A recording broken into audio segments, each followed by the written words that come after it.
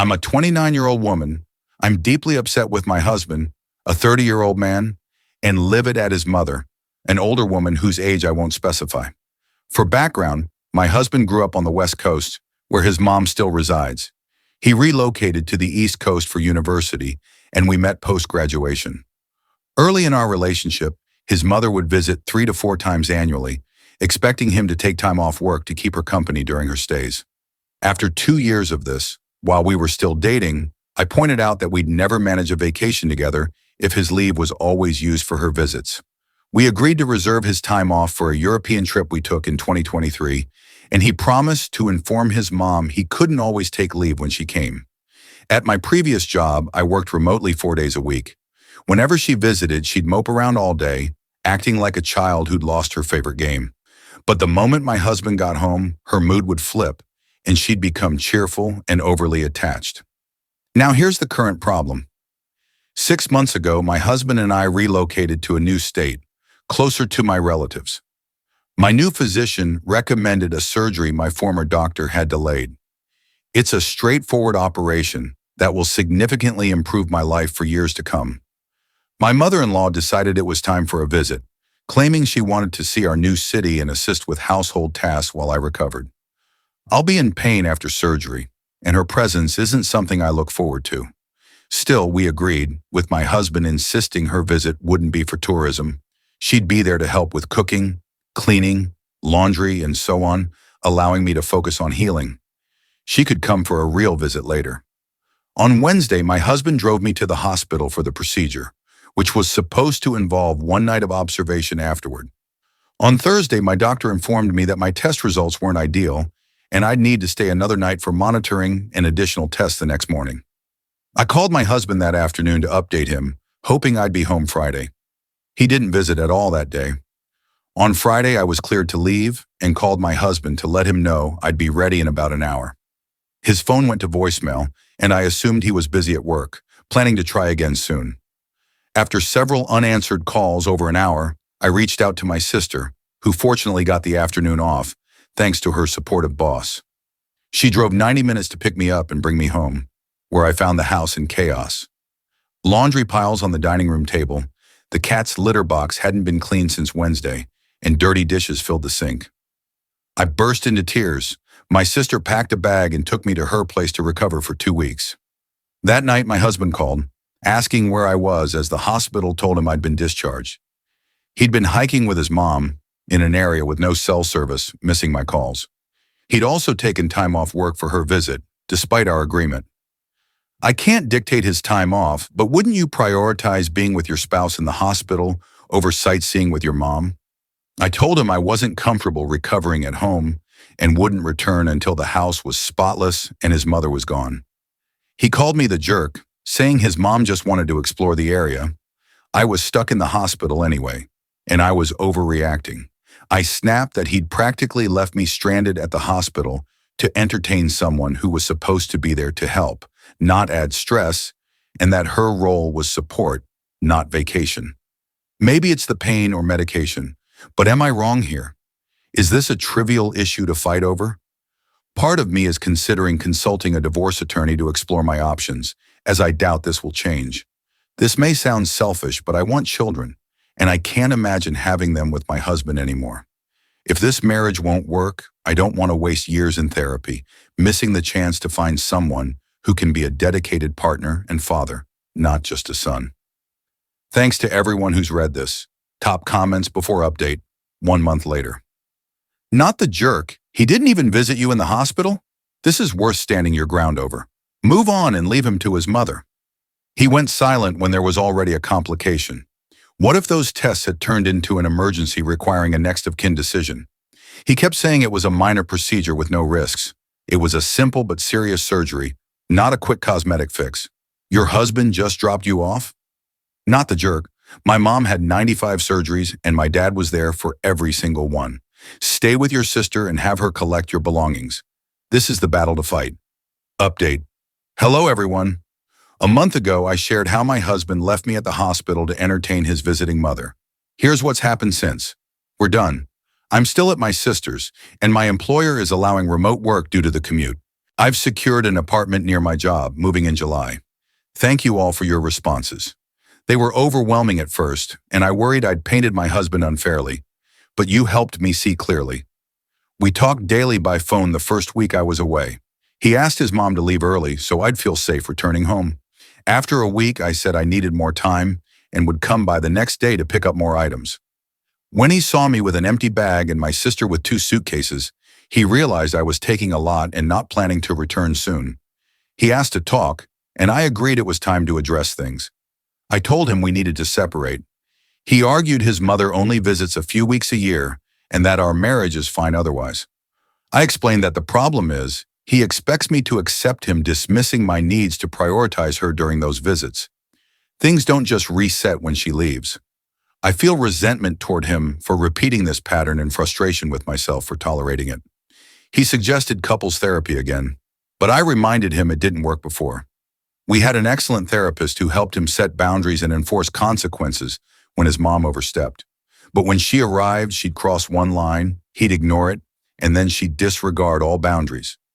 When I tried to uphold them, I got no support and was painted as the villain. Here's where I might have been harsh. I told him I'm turning 30 soon and want a family, but I can't envision one with him. If he can't prioritize me after surgery, how could he put our kids first? I pointed out his mom is retiring in under a decade. What happens when she claims she's lonely or frail? I asked if he'd move her in, regardless of my feelings. He said, "I'm all she has." That moment clarified everything. This wasn't the future I thought we were creating. It's not one I can accept. He asked if he was truly a bad husband. I softened the truth, saying he wasn't, but he's not the partner I need.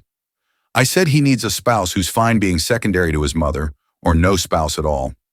I left with my sister, and 10 minutes into the drive, his mom called me. I ignored it and laughed, telling my sister he must have called his mom to complain about me leaving. Divorce papers have been served, and it's been civil so far. Fingers crossed. Comments on update. Good for you for standing up for yourself. Thank you. It was overdue. I feel some sympathy for him. She's got such a hold on him that he'll never live his own life or build real connections beyond her. Good for you for recognizing what that meant for your marriage and walking away. I pity him too. He'll likely never have a healthy relationship with any woman. If he asks again if he was a bad husband, don't soften it. Be blunt, even if it's tough. You owe it to yourself to stop carrying his emotional burden. Let him face the reality. Shielding him won't help him grow, and bottling it up won't help you heal. Tell him how it felt to be sidelined for his mother. Don't protect his feelings at the cost of your peace. Let it all out. Next story. Am I the jerk for confronting my wife about her family's constant presence? My wife and I welcomed our baby about a year ago, so it's been a while. Initially, my wife wanted her family around constantly, which I was okay with. But I felt the situation wasn't balanced. Her relatives were at our house every day for the first week after our child was born. My family, they were told to stay away. My wife said she needed time with her kin first, not outsiders, which stung because outsiders. Seriously? Fast forward to the second week, my parents started dropping off meals. A couple of times, my dad came by unannounced with items he thought we'd find useful. This happened maybe twice, max. Meanwhile, I'd come home from work the prior week to find my wife and her entire family there. After this, my wife told her father she felt overwhelmed, and her dad called mine, telling him my family needed to back off. When I heard about this, I was furious with my wife. By then, the family balance was non-existent. Whenever I tried to voice my opinion, I was told, "You don't understand, you didn't give birth." True, but that dismisses my role as a father, which I have equal claim to, and ignores that I, frankly, paid for our home. Before anyone jumps in saying I need to hear her perspective, or that marriage is a team effort, let me clarify. It's been a year since I raised this.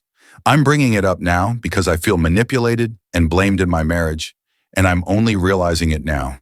We see her family like 10 times a week, sometimes multiple times a day. My family? Twice a month at most. I'm feeling anger, frustration, and a lack of fairness and influence I thought we shared. When I addressed this with her, she said, "I don't know what you expect. It doesn't have to be equal. What, every time we visit my family, we must see yours too? No, that's not okay with me. Any resistance I offer, she claims I'm prioritizing my family over her. Only now do I see this as a serious issue. Am I the jerk here, or am I overthinking? Is this a controlling dynamic that needs to stop? Please advise. Top comments. Not the jerk, recommend couples counseling. She's too entwined with her family. If nothing changes, will you stay in this marriage? In-laws can destroy a solid partnership. A man shall leave his parents and unite with his wife, becoming one. You're right, but you're missing that this isn't just about in-laws. It's about your wife. She's driving this and diminishing you. Tell her she can work toward balance now, or you'll seek equal custody, and your child will see your family during your time. If my spouse's family was at my house daily, I'd be filing for divorce, not the jerk. If your wife won't act, you must.